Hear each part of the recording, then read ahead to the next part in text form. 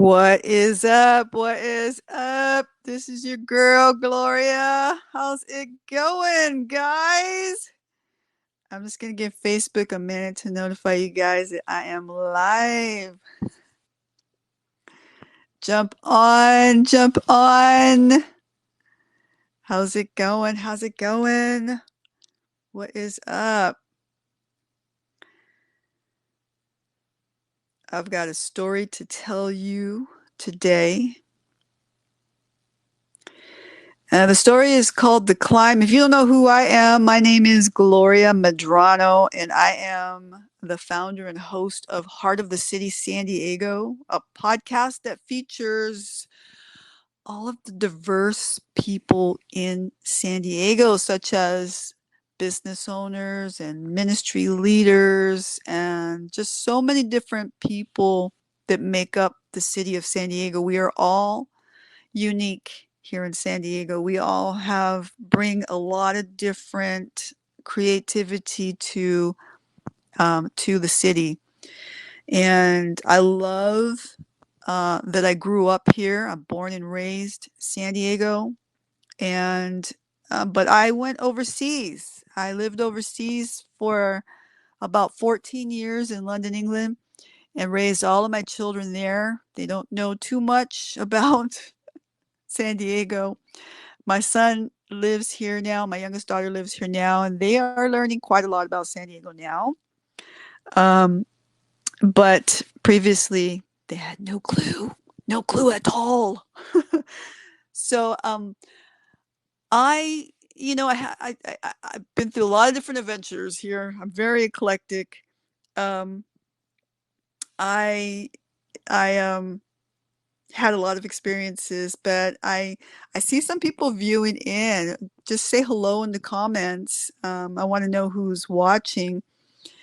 I want to know who's there. This story is going to be about you, and I think that you can relate to this story today, especially if you're from San Diego, because I'm going to talk a little bit about some landmarks and um, some schools that are no longer in existence, but you probably know them if you grew up in the 80s.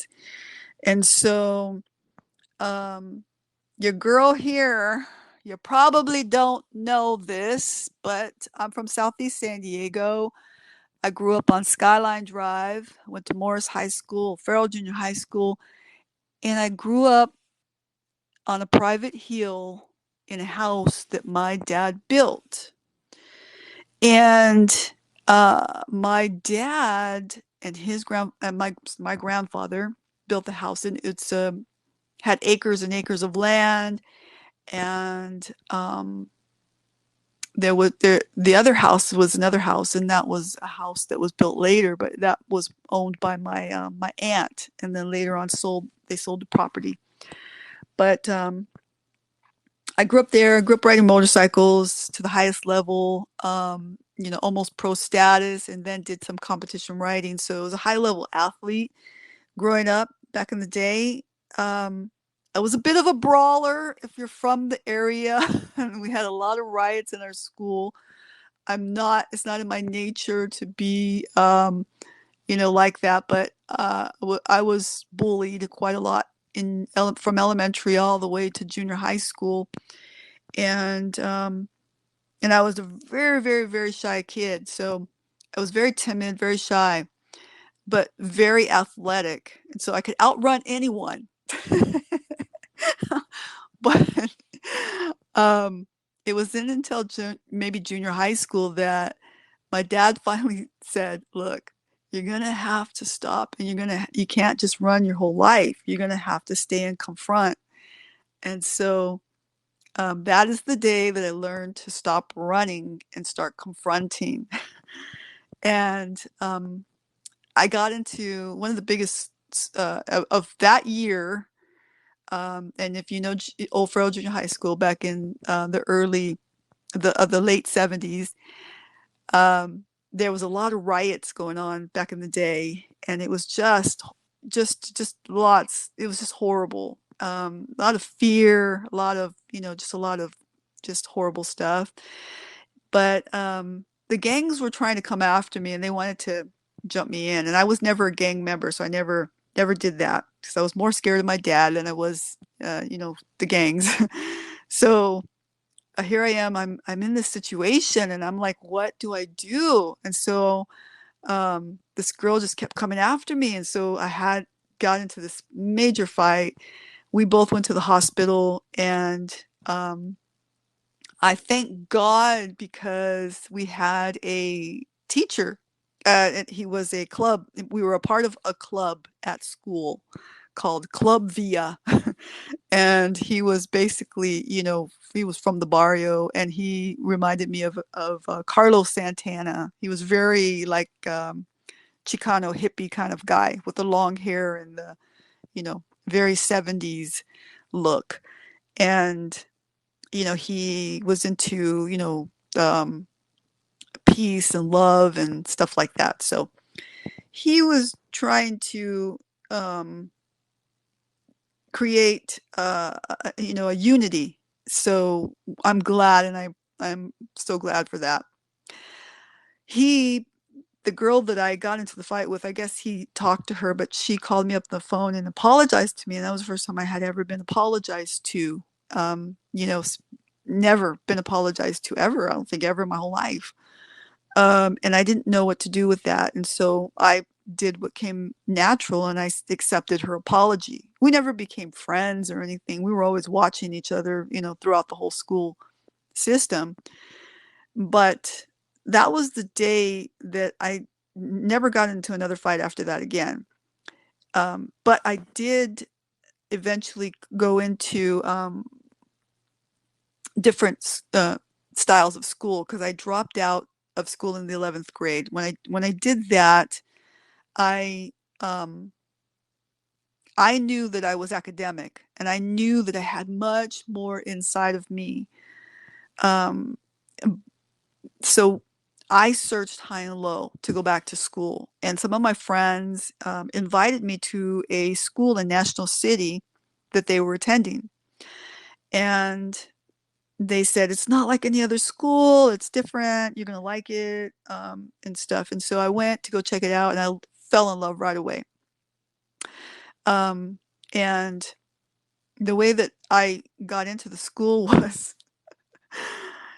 you got to understand the background here. Okay, we all come from a background of we've been in many street fights before. This is the common way of life, basically. So the girl, I went to the school, and a girl, um, the curriculum is mind body values, and a lot of the curriculum is based in or in around a boxing ring in National City. And one of the girls calls me out, and she says, she calls me out in the ring to a wrestling match. Okay.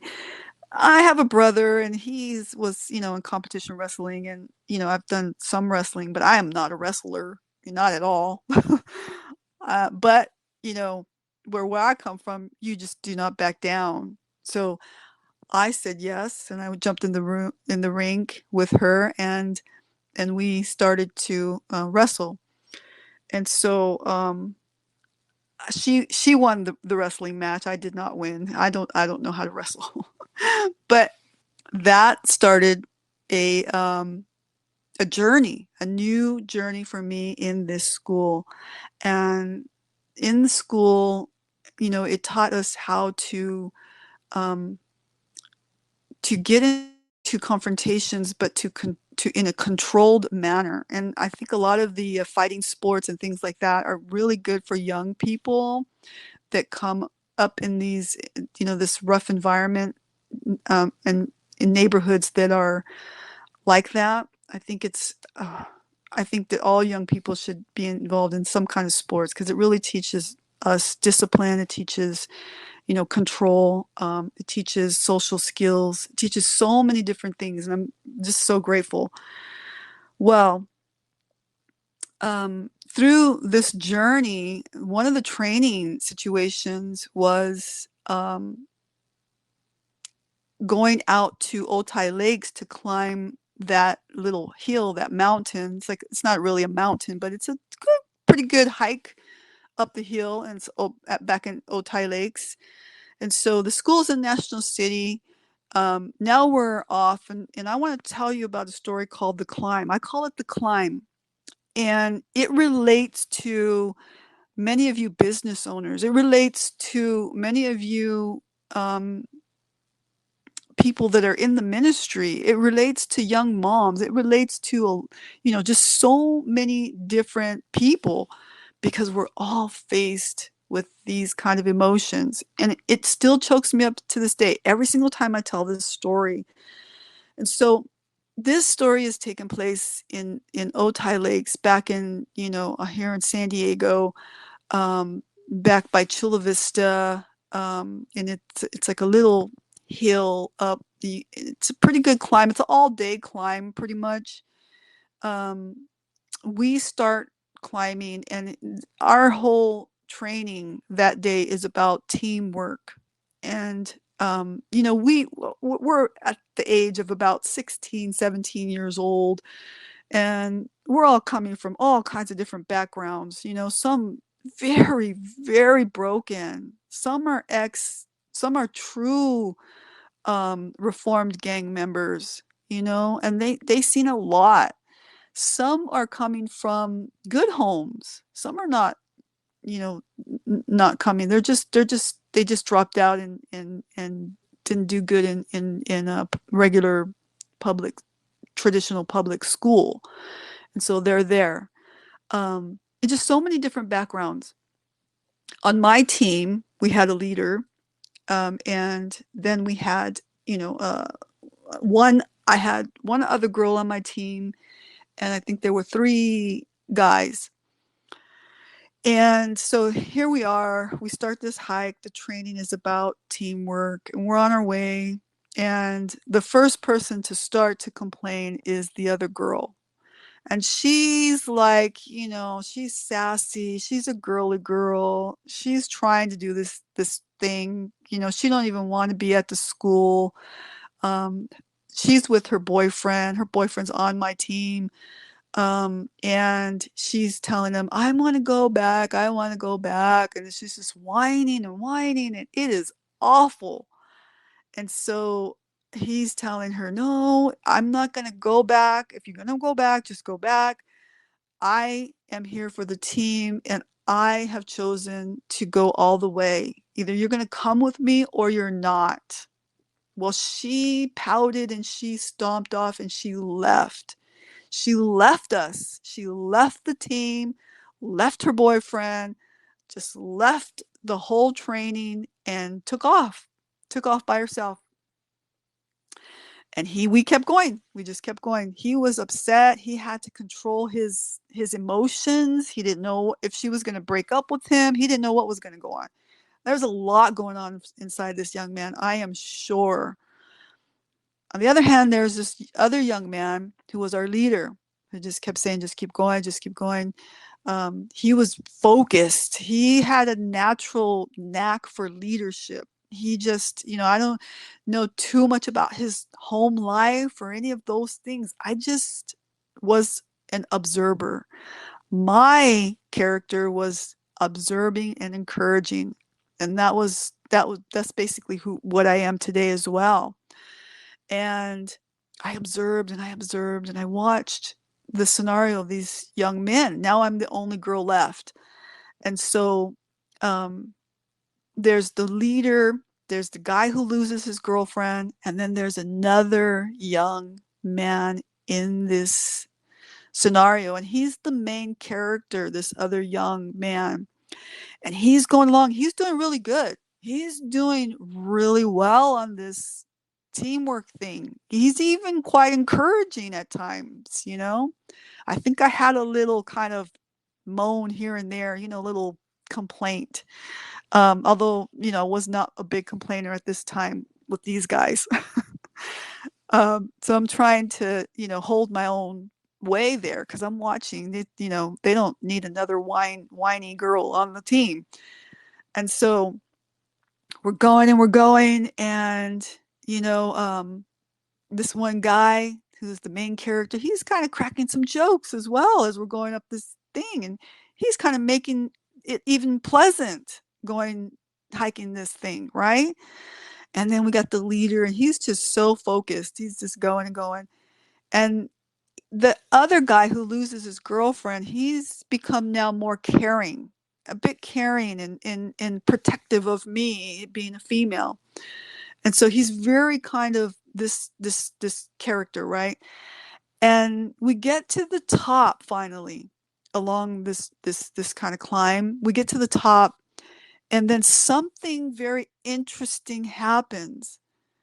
All of these characters begin to manifest certain qualities or not. And here's the area that I want to talk a little bit about sabotage and what the mind does to us, okay? And this is what really chokes me up because I want to cry every single time I tell this story. Like it's choking me up right now. um, this young man, the main character here, the one that, you know, was cracking some jokes and he did really well. Well, he sat down at the very top of this hill. There's a prize that's supposed to be won, and we get to go take a photo with our, you know, our trainers, our coaches, and you know, on this little rock formation thing as we go and get our prize and stuff. And you know, the the team photo thing. And this guy sits down and he starts to like really get depressed out of nowhere. And he just could not go get the prize. So he begins to say, as I'm trying to, you know, kind of console him, and I'm trying to tell him, no, come on, this is not about, you know, this is about you. He says, why am I going to go get that prize? What for? No one cares about me. No one cares about what I do. No one's going to take that prize and put it on a shelf and say, well done, my son. Well done. No one's going to do that. And he begins to start to get really angry. And he's, you know, cussing and, you know, forget that thing. I'm not going to go get it. I'm not going to go get it. No one cares. No one cares about me. And oh my gosh, a lot of hurt came out of this young man. But at the same time, I was thinking the same thing. And him saying that choked me up. And I was thinking, no one's going to put that prize on a shelf. I don't have anyone in my whole entire family who's going to put that prize on a shelf.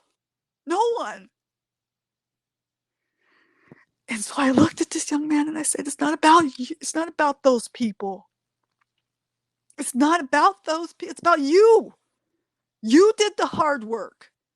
You put the effort in. You fought the battle climbing up.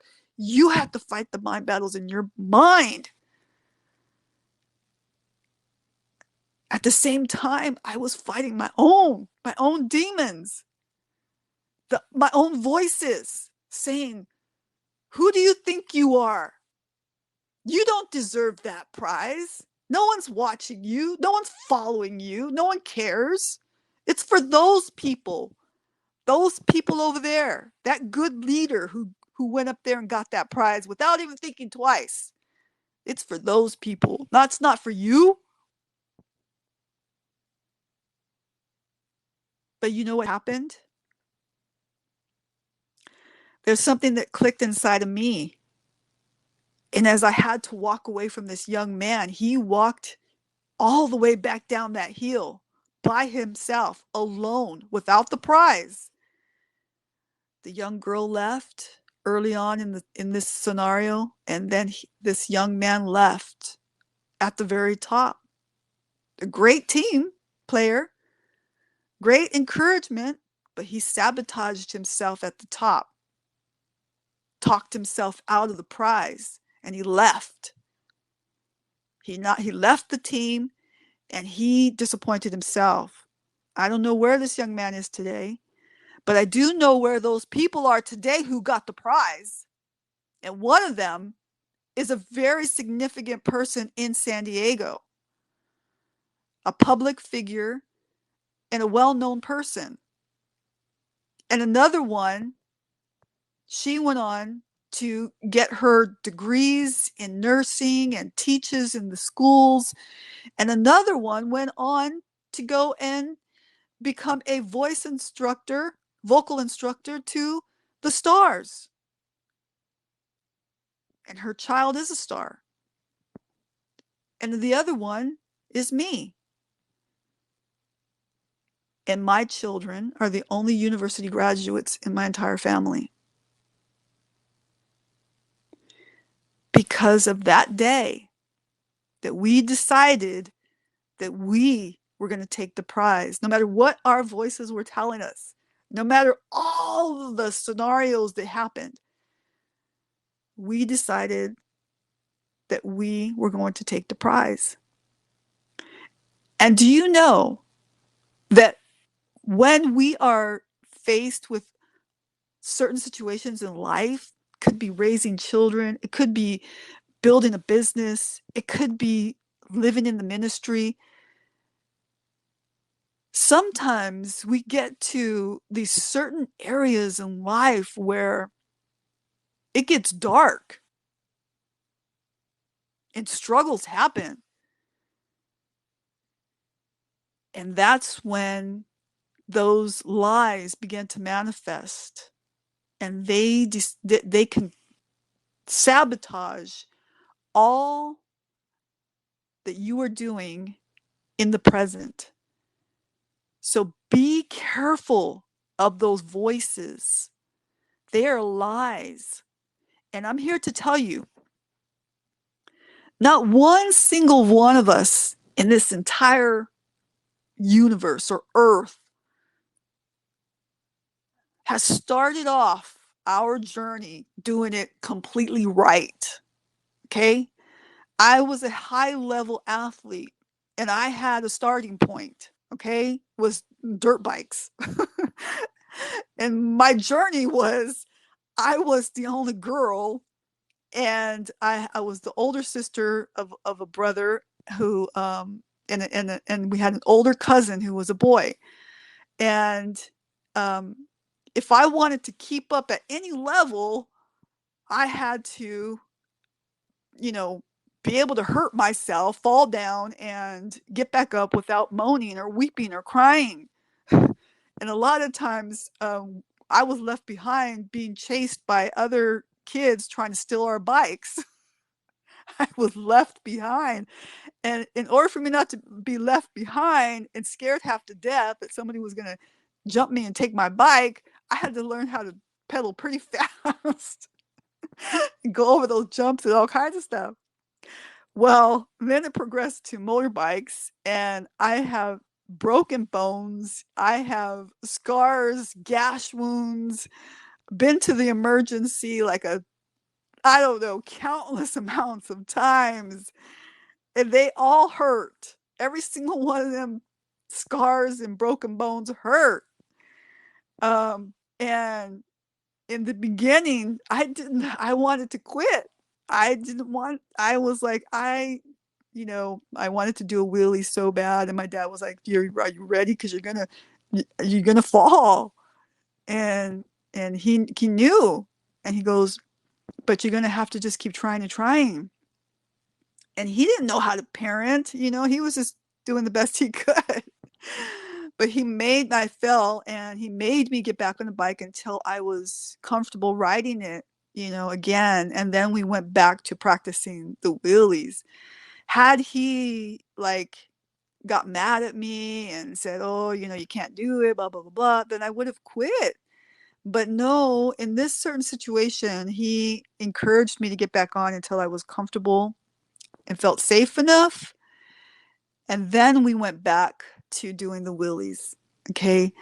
Sometimes in life, you're going to be, it's going to hurt really, really bad. Sometimes you need just a little break until you feel ready to get back to go in to do the hard stuff again. Okay.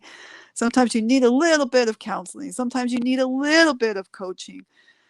Sometimes you need some encouraging words from friends, from family, from, from people that have gone through what you're going through already, and they're already on the other side. But never, ever quit. Never quit. And you're not going to do it perfect. In fact, don't do it perfect. Get that out of your head. Just do it. Just go. Just jump on the thing and just go. Okay. Um, get some basic learning, whatever it is that you're doing. Get just get the basic gist of how to start, and then just start. Just start. I still to this day I do a podcast, and none of it is perfect. Sometimes there's a lot of, when I do them live. I don't have a script. And in a live and unscripted situation, there's a lot of situations that go wrong, you know? And so you don't know if your Wi-Fi is going to work. You don't know if you're going to have a mess up. You don't know if, your equipment's going to break, or, you just don't know if the person's going to be late or early or what, you know. One guy, even in the middle of my interview, he was so nervous that I will never tell you who it is. He was so nervous that we had to stop the interview so he could take a minute to gather himself back again. And so I always bring water, 2 bottles of water, because the water kind of helps to calm your nerves a bit there. But it's scary to be interviewed. So I just want to encourage you that there's no perfection here. There's no perfection in life, guys. It's not going to happen. Okay. Um, do it. Just enjoy it. Enjoy the process. And those that go far are those that have learned to uh, to fail, learned that there's going to be issues. There are going to be people that don't like you, and you don't even know why. There are going to be people that want to stop you, and you didn't do anything to them. There's just going to be so many different. You're going to have to learn how to have a thick skin, and you're going to have to learn how to let things just roll off and not chase up certain things, because people are going to hurt you. They're going to hurt you really, really, really bad. Because not because of you a lot of times, but because we all have issues. We have issues and hangups, and we are just, human. And sometimes it's on purpose, but you're gonna have to not let people stop you. You got to keep going. You got to keep focused, and you got to know why you're there. And you'll learn why you're here on this earth as you just go along and do the things that you love the best. Do those things. I love my job, my secular job that I have right now. I love it. I love what I do. I love, love, love what I do.